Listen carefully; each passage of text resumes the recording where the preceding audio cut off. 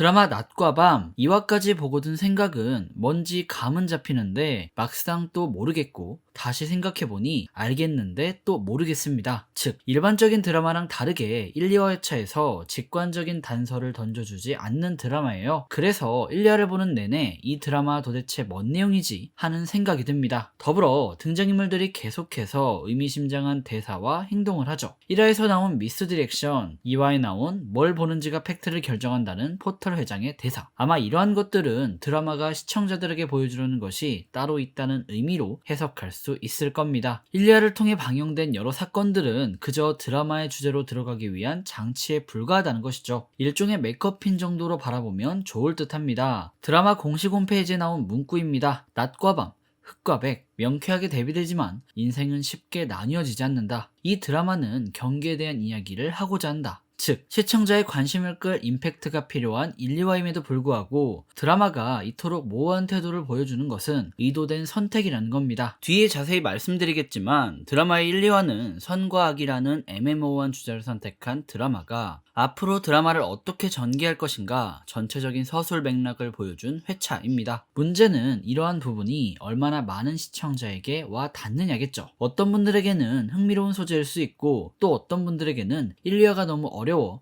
시청을 포기하고 싶은 드라마가 될 수 있다고 생각합니다. 후자에 속하는 분들을 위해 드라마에 대한 흥미를 돋구고자 자그마한 뇌피셜을 말씀드리며 리뷰를 마무리하도록 하겠습니다. 2화를 보니 1화에 나왔던 하얀 밤마을의 새 아이가 도정우, 제이미, 문재용인 듯합니다. 아마 아직 서로를 알아보지 못하는 듯해요. 그리고 2화에 나왔던 공혜원 아버지의 사진을 참고하면 그는 백야바이오테크라는 제약회사에서 일한 듯하고 바로 뒤에 나오는 사진을 보니 하얀 밤마을과 관련 있는 듯합니다. 이를 통해 뇌피소설을 써보자면 1화에 나왔던 하얀 밤마을은 대규모 생체 실험이 비밀리에 진행되었던 마을이 아닌가 합니다. 이때 어떤 약의 부작용으로 많은 사람들이 미쳐 날뛴 것이죠. 여기서 살아남은 도정우는 큰 그림을 그린 듯합니다. 일종의 복수를 하기 위해 의심을 피할 수 있는 경찰이 되었고 공혜원의 아빠와 백야재단에 접근하기 위해 공혜원을 특수팀으로 데려왔으며 어릴 적 그들이 한 방식으로 마치 홍길동처럼 악인들만 골라 사람들을 하나씩 죽이며 그들에게 다가가고 있는 게 아닌가 합니다. 모든 사건의 범인이 도정우일 수도 있다는 것이죠. 그리고 이 과정에서 제이미와의 갈등 구도도 상당히 볼만하겠다는 생각을 합니다. 즉 대충 이러한 구도 속에서 이야기가 시작되는 듯하며 이를 통해 악을 잡는 것이 꼭 선이 아닐 수도 있다. 악과 악 사이에도 경계가 존재하며 최악을 몰아내기 위한 차악은 최악 입장에서 선일 수도 있지 않은가. 하지만 선의 입장에서 본다면 또다시 악이기도 하다. 그렇다면 선과 악은 과연 무엇인가? 애초에 구분할 수 있는 개념인가? 어디 서 있느냐에 따라 달라지는 것이 선과 악이라면 구분이 의미가 있을까?